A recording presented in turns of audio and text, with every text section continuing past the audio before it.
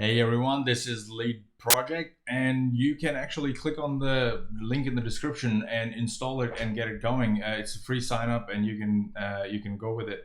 But I wanted to explain what are the main things that make it different. So first of all, it is all based on Google Sheets.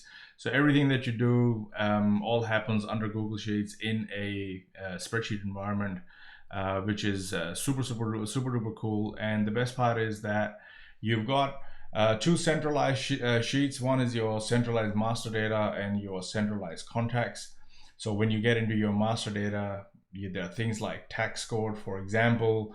If you're from Australia, New Zealand, you can use GST, allocate a percentage, 10, 15%.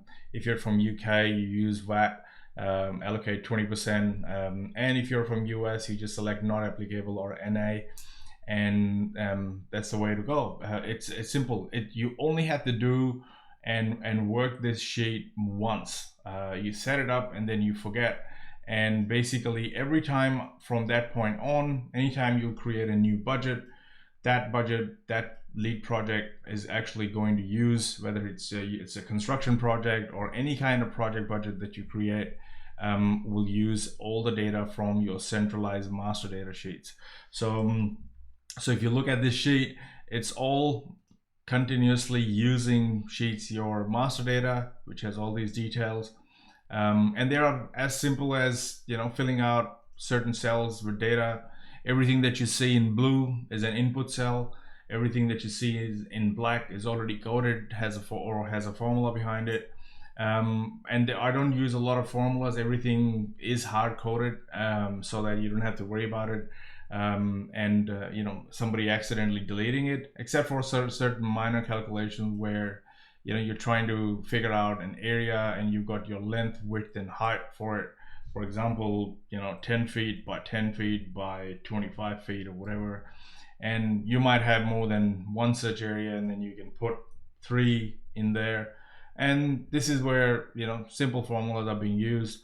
But if you want to use that area for the calculation, select yes, and then it'll just multiply whatever quantity or rate per unit that you've got. Now you can use this kind of thing either if you're trying to calculate an area based on the length, width, and height, or if you want to use it, if you don't want to use that, you can just do that based on the quantity and the cost or rate per unit sort of way. So it's super easy to use. In your centralized master data, you will have your unit of measurement, meter square, square feet. If you got something else, just put that in, and it will pick that up. You can select your currencies. You've got dollar, pound, euro, whatever you want to use. Allocate account heads. For example, you've got sales revenue. These are account heads that are attached with your accounting package. At the moment, there is no live connection between it, but in future there will be. But right now, you can simply just create a budget like super fast without the learning curve, and it costs you nothing. There's a link in the description. Click on it, sign up, and give it a go. So then you've got your cost heads, which is basically each of these cost heads will be attached with one of these. These are the most common ones that you use for a budget. Either it's a cost of sales, or interest earned is not one of them, but yeah, there's other revenue or sales revenue. And usually, especially in construction project, if you're building something, most of it would fall under your cost of sales. So interest earned could be your finance cost, or whatever cost head that you have allocated in your chart of accounts. The sheet actually comes pre-populated with construction cost codes, cost heads, and account heads. You can change them, you can customize them, you can do whatever you want with them, and you only have to do that once. Then again, your cost heads could be your broader categories where you would have other subcategories under them, which are your cost codes. So if you look at your cost codes, whoops, these are job codes, not cost codes. Let me just change that.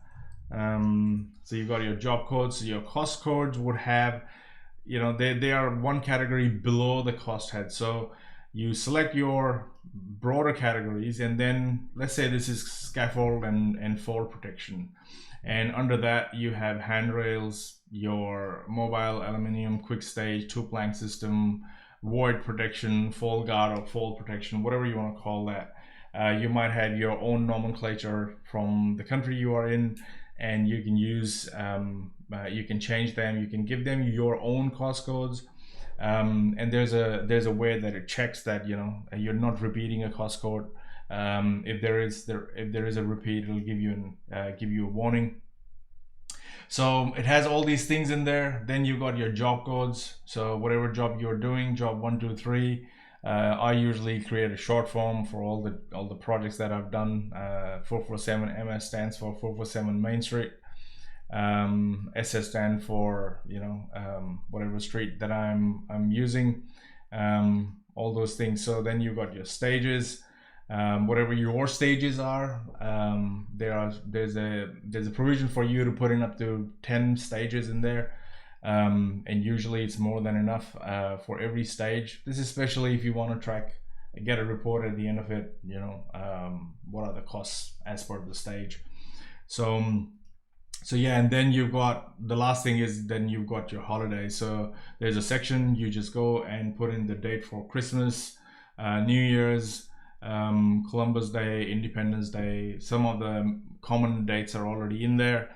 If you want to add certain more dates, do that. It by default won't include Saturdays and Sundays as work days, and in addition, if you put any of these days in there, it will leave those dates as well.